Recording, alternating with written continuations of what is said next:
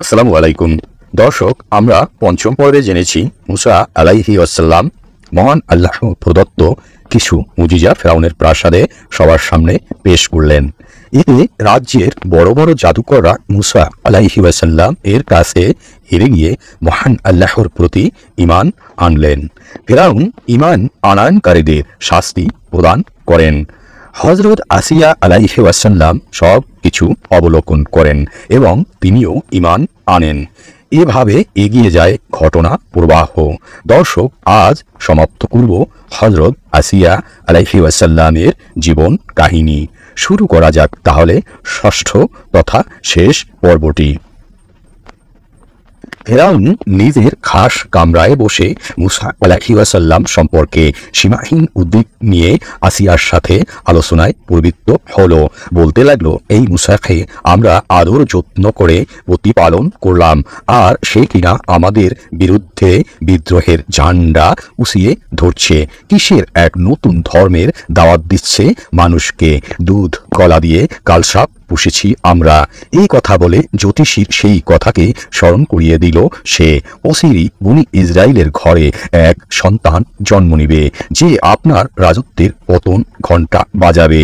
সে লক্ষ্য করল আসিয়া এই ভাবানুভূতি ও আবেগকে মোটেও গুরুত্ব দিচ্ছে না, তেমন একটি মনোযোগ দিয়ে তার কথাগুলো শুনছে না। ফেরাউন চিৎকার করে বলল, মুসাকে নিয়ে আমি দুশ্চিন্তায় পাথর হয়ে যাচ্ছি, আর আমাকে সহানুভূতি জানানো তো দূরের কথা, আমার কথা তো সামান্য গুরুত্ব তুমি দিচ্ছ না। তুমি কি ভুলে গেছো যে তুমি আমার স্ত্রী? আসিয়া নিজের পথ ধরে এগুলেন। পাল্টা প্রশ্ন করলেন তিনি, তুমি মুসাকে অপছন্দ করো কেন? বিস্মিত হয়ে ফেরাউন জবাব দিল, সে আমার প্রভুত্ব অস্বীকার করে অন্য কাউকে প্রভু বলে বিশ্বাস করে। আসিয়া বললেন, মুসাকে নিয়ে দুশ্চিন্তা ও বাড়াবাড়ি করো না। যে ঘটনা ও বাস্তবতা আজ সচক্ষে প্রত্যক্ষ করলে তা নিয়ে একটু ভেবে দেখো। গভীর চিন্তায় একটু ডুব দাও, তারপর বলে কি অন্যায়টা মুসা করছে, কিন্তু সৎ পথের দিশারি বলে তাকে স্বীকার কেন করবে না? তুমি তো প্রবঞ্চক হামানের নির্জলা মিথ্যা কথাগুলোকে প্রত্যাদেশের মতো গুরুত্ব দাও, আর হামান মুসাকে গুরু থেকে অপছন্দ করে। সে চায় তুমি মুসার সাথে শত্রুতা করো। তার প্রত্যাশা তোমার অন্তরে কেবল সে একাই বসবাস করবে। তুমি কখনো এ কথা বলছো না যে কেন যে মুসা হকের পথে আমাদের টেকে যাচ্ছে, আর হামানি মূলত ভুলের পসরা বিকিনি করছে। আসিয়ার নতুন মূর্তি দেখে এবং তার কথাগুলো শুনে ফেরাউন কিছুক্ষণ চুপ করে রইল। আশ্চর্য হয়ে সে ভাবতে লাগলো, এ হতবাগী একই কথা বলছে আমাকে। এরপর থেকে সে আসিয়াকে সন্দেহজনক চোখে দেখতে লাগলো।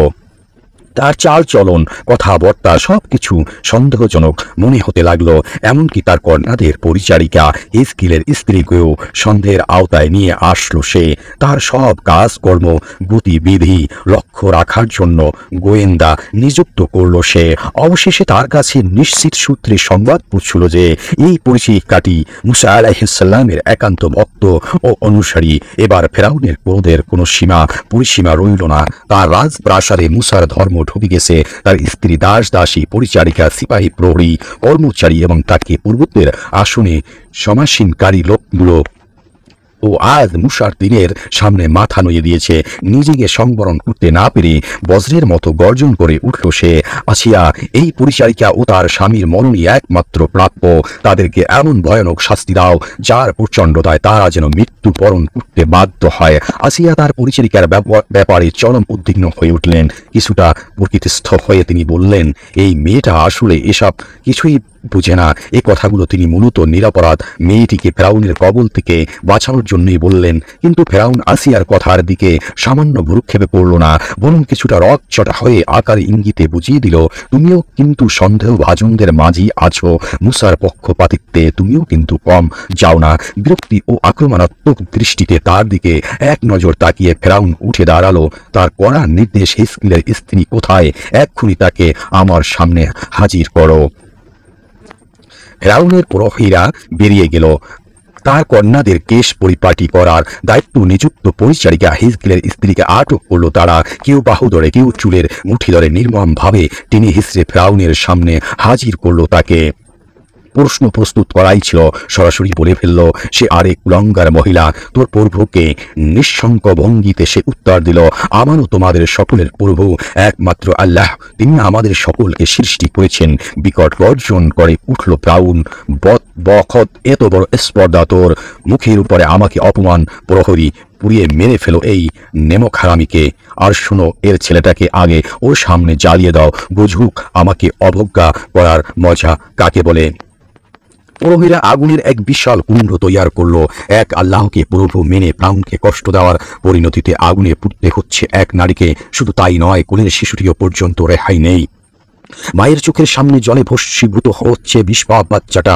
সে যেন মায়ের দিকে ফিরে অব্যক্ত ভাষায় বলেছিল, আম্মি জান, আপনি সঠিক পথে আছেন, বিচলিত হওয়ার কোনো কারণ নেই। হৃদয়ে ঝড় তোলা নির্মম এ দৃশ্য দেখে অশ্রুতে চোখ মুখ একাকার করে ফেললেন আসিয়া। কান্না ভরা কণ্ঠে উছিয়ে তিনি বললেন, ফিরআউন তো নিস্তার নেই, আমার পূর্বর মর্ম অন্তত শাস্তি তোকে ভোগ করতে হবে। তার দিকে মুখ ফিরিয়ে ফিরআউন বলল, আসিয়া বদলে গেছে, পাগল হয়ে গেছে, শয়তান পেয়ে বসেছে ওকে। আসিয়া জবাব দিলেন, কিছুই হয়নি আমার, আমাকে শয়তানও পায়নি, আমি পাগল নই, আমার জ্ঞান বুদ্ধি সব ঠিক আছে।